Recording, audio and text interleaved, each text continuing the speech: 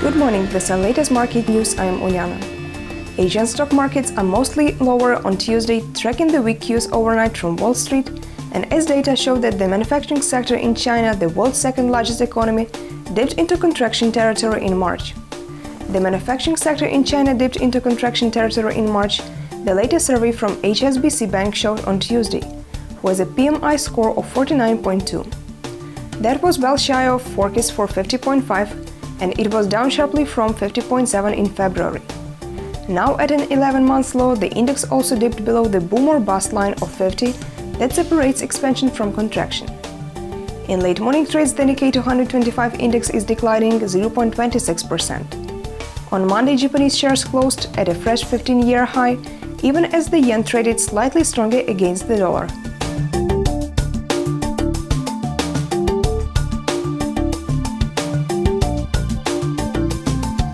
On Wall Street, stocks closed modestly lower on Monday as traders seemed reluctant to make any significant moves amid lingering uncertainty about the monetary policy outlook.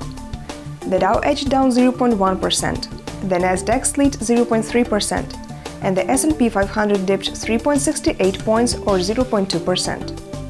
Crude for May delivery rose $0.88 to settle at $47.45 on the New York Mercantile Exchange on Monday, helped mainly by a falling US dollar. In the currency market, the Australian dollar is higher against the US dollar on Tuesday.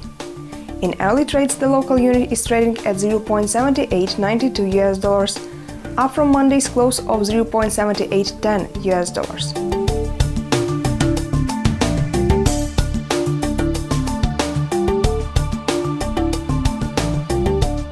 Tuesday delivers a number of critical updates for evaluating the macro trend in Europe and the US. Germany manufacturing PMI H30 GMT.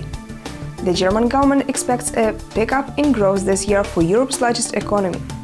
Upbeat expectations are in vogue again, boosted by generally stronger number across the macro spectrum for Germany. Today's flash estimates for business survey data for March will provide an influential test for deciding if the optimism continues to resonate. Today's release is expected to reflect a bit more strength. The initial estimate of the manufacturing PMI for March is on track to inch up to 51.5 consensus forecast. That still translates into a modest run of growth.